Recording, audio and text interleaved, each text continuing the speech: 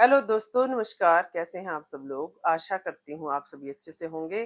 स्वागत है आपका सुशी की रसोई ब्लॉग में। आज आपके लिए लेकर आई हूँ मैं राजमा माश की दाल का मसाला, होममेड मसाला। उसके लिए इंग्रेडिएंट्स ले लिए हैं मैंने।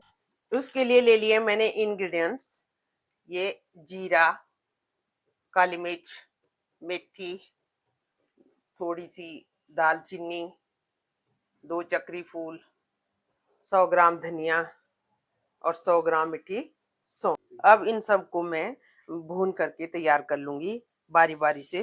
ऐसे इकट्ठा ऐसे डालूंगी मैं, और मैं तो इकट्ठे डाल रही हूँ, पर आप अलग अलग भून सकते हैं। ये देखिए मिक्स करके इनको ज़्यादा भी नहीं फ्राई करना है, ज़्यादा नहीं भूनना है। सूखा मैंने सूखा ही इनको पीसा है। और ये है मेरे पास सौंठ।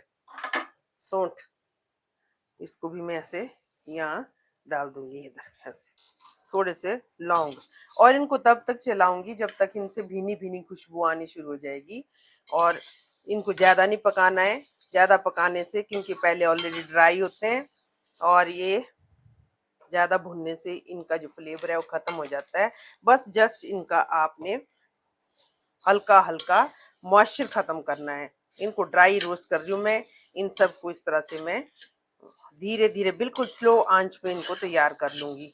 और उसके बाद जब मैं पीसूंगी तो पीसने के बाद फिर, जैसे कि सभी को पता है कि इसमें मिक्सी जार में, ये छोटा जार है मसाला पीसने का, इसमें मैं इन सबको पीसूंगी। और पीसने के बाद अभी ठंडा करूंगी पहले, भूनने के बाद फिर आपको मैं दिखाऊंगी।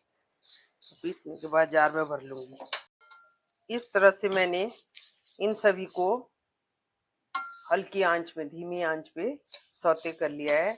अब मैं इनको निकाल लूंगी एक दूसरे बर्तन में, और इनसे खुशबू आने लगी है।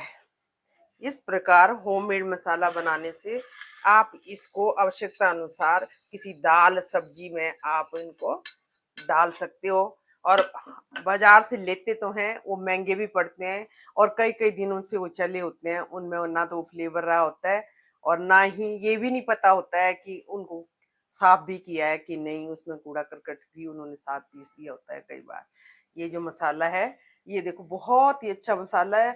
आप अपनी आवश्यकता अनुसार इसको फिर यूज कर सकते हैं। अब ये गर्म है, जब ये ठंडा हो जाएगा, मिक्सी में गर्म गर्म मसाला पीसने से मिक्सी जल भी सकती है, और इसका मसाले का फ्लेवर भी खत्म हो जाता है। इसलिए आप इसको अच्छी तरह से ठंडा कर लें, और फिर जार में इसको बारीक पीस लें। और फिर किसी दाल सब्जी में जब आप कुक करो तो आप थोड़ा अपनी आवश्यकता अनुसार इसको डालो।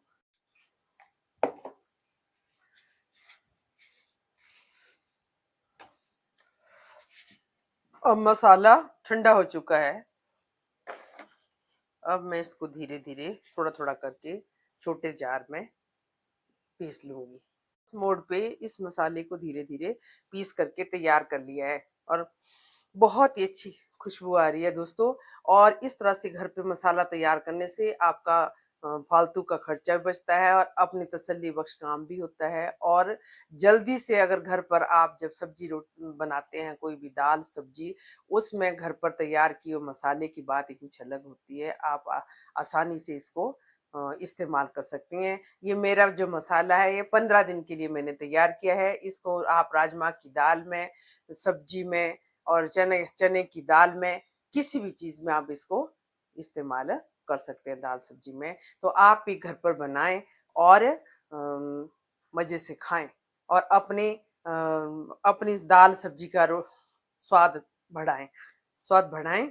और मेरी आपके लिए एक टिप रहेगी कि अगर आप जब भी आप ये मसाला घर पर तैयार करें, तो मसालों को पहले अच्छी तरह से बीन छांट लें, और उसके बाद इनको आराम से 2-3-4 मिनट के लिए धीरे धीरे सबको, मैंने तो मिक्स किया, लेकिन आप अलग अलग करके सौते करें।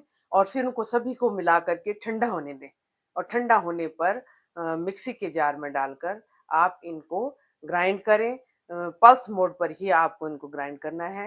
नहीं तो अगर गर्म होगा आपका मसाला, तो या तो मिक्सी में चिपक जाएगा, मिक्सी जलने का खतरा रहता है, और इसका फ्लेवर भी कम हो जाता है। तो चलिए, आप भी घर पर बनाइए मसाले को और एंजॉय कीजिए। अगर आपको मेरी ये रेसिपी अच्छी लगी होगी, मसाला रेसिपी, तो प्लीज़ फ्रेंड्स इसे लाइक कीजिए, कमेंट कीजिए, और बताए अनुसार आप भी घर पर अपना मसाला तैयार कीजिए और अपने परिवार को खिलाइए और आनंद लीजिए। धन्यवाद। Thank you.